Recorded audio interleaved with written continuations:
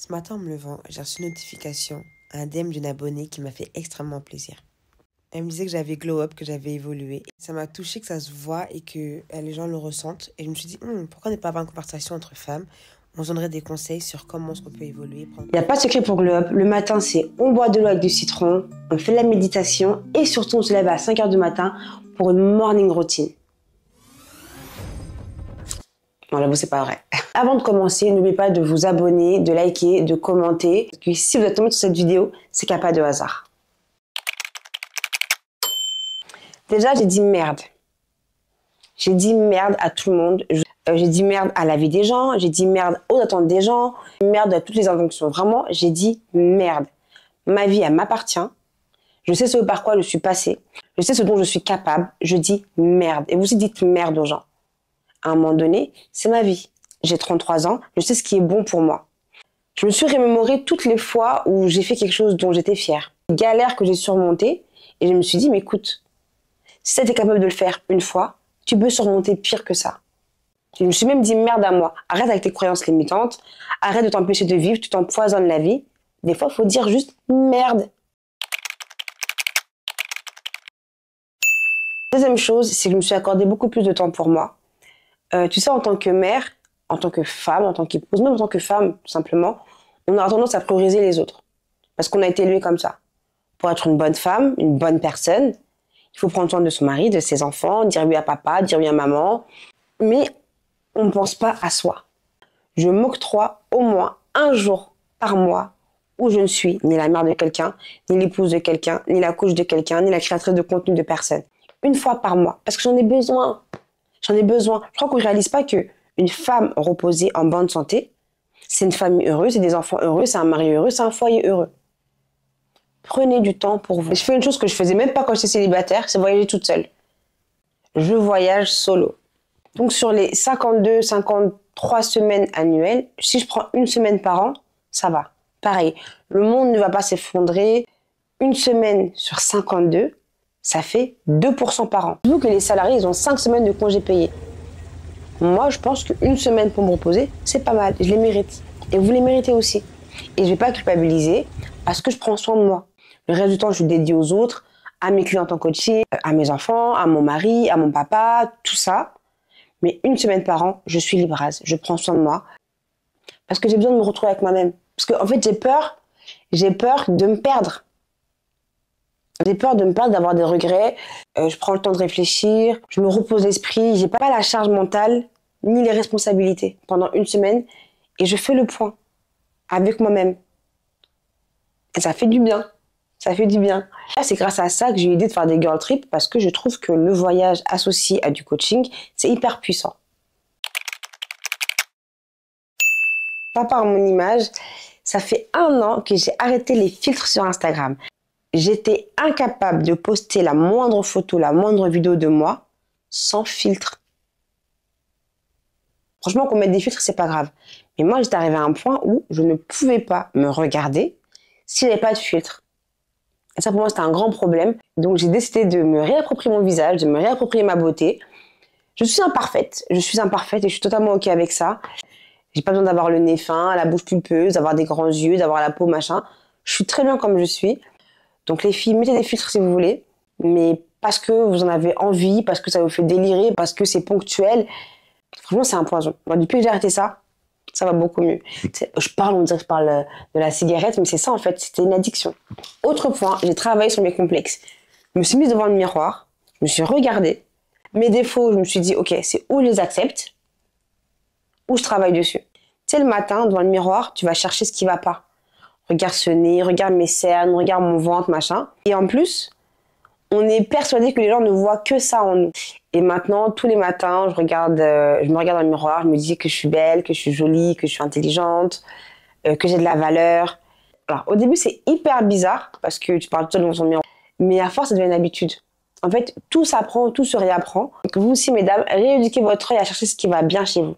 Est-ce que c'est votre bouche? Est-ce que c'est vos yeux? Est-ce que c'est vos mains? Est-ce que c'est vos hanches? Est-ce que c'est votre poitrine? Ça ne va pas effacer vos défauts comme par magie. Et vous verrez que vos défauts vous paraîtront beaucoup moins gros. Traite-toi bien en fait. Le monde est assez méchant comme ça.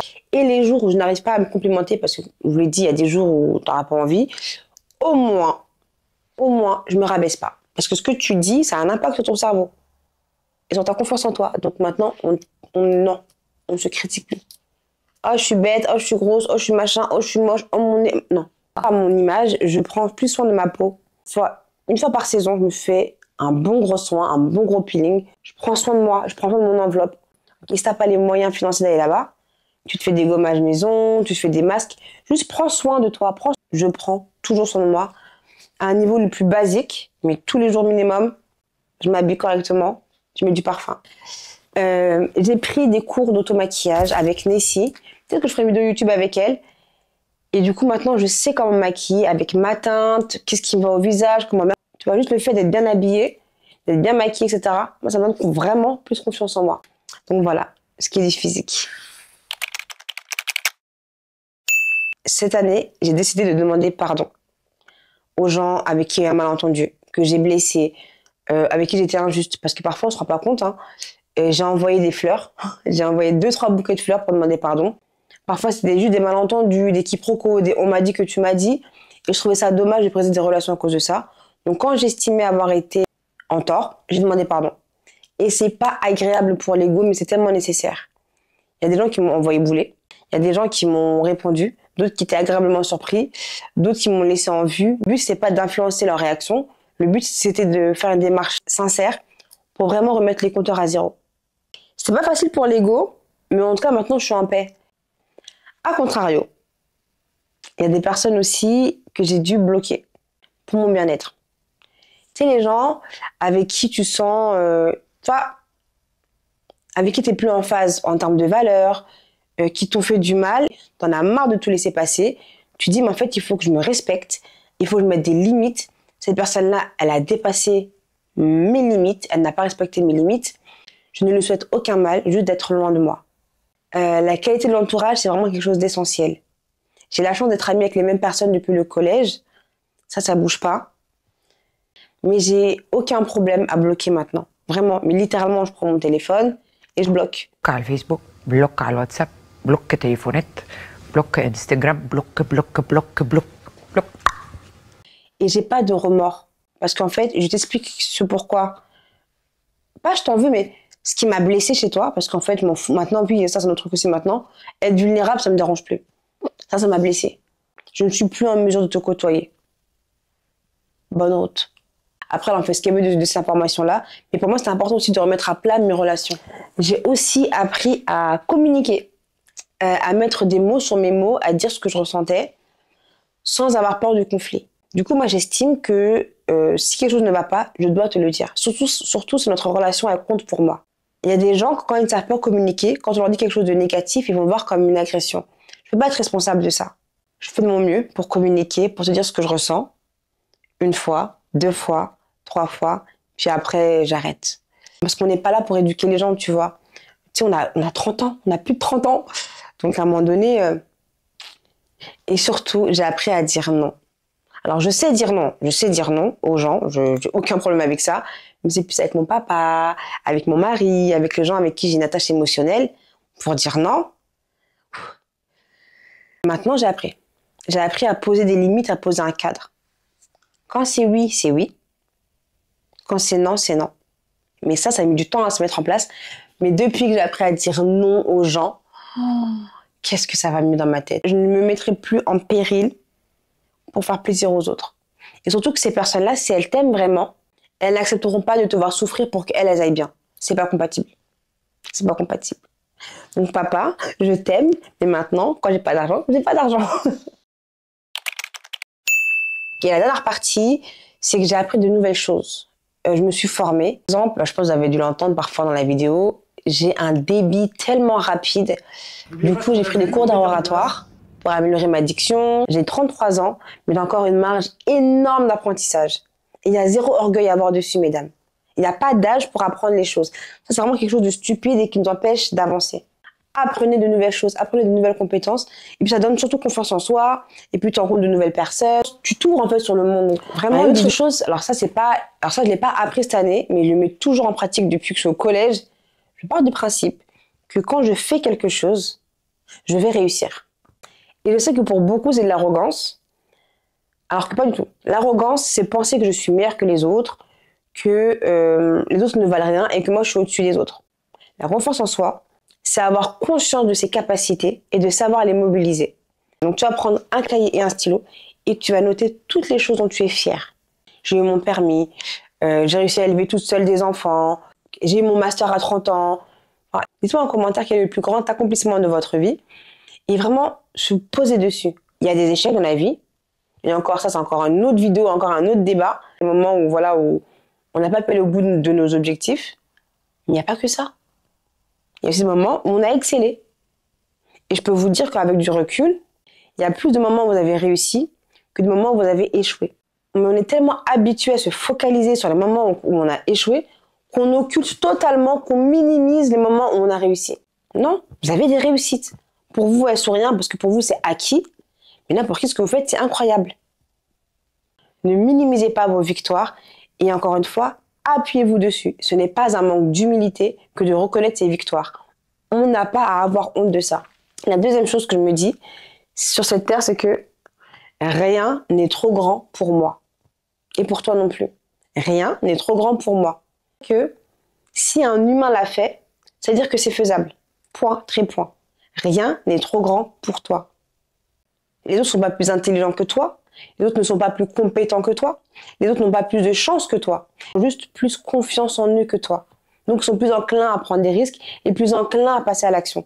C'est ça la différence. Je vous assure que c'est juste la différence. Pour avoir des femmes en coaching, je peux vous dire que la différence, elle se situe pas dans les moyens et dans les outils. Elle se situe principalement là, dans la tête, dans le mindset. Une chose qui m'a aussi aidé à avoir confiance en moi, c'est de me connaître. Il y a des tests qui existent de personnalité. Par exemple, il y a le PCM. Le fait de mettre des mots sur ma personnalité d'un point de vue scientifique, bah, ça m'a fait du bien. Le fait de me faire coacher, d'avoir fait une thérapie pendant 5 ans, ça fait énormément de bien. Et ça, c'est des moyens de se connaître aussi. Et justement, je suis hyper honorée de pouvoir coacher des femmes et qu'elles me fassent suffisamment confiance dans cette quête pour avoir plus confiance en soi et pour mieux se connaître. Et surtout, maintenant, je fais ce que j'aime. Et ça, c'est vraiment... J'aurais même dû commencer par ça. Je fais ce que j'aime. Là, faire des vidéos, c'est ce que j'aime faire. Coacher des femmes, c'est ce que j'aime faire.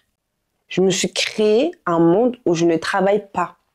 Enfin, en tout cas, j'ai pas la sensation de travailler. Attention, je dis pas que l'entrepreneuriat, c'est la recette du bonheur. En revanche, pour moi, c'est ce qu'il me fallait.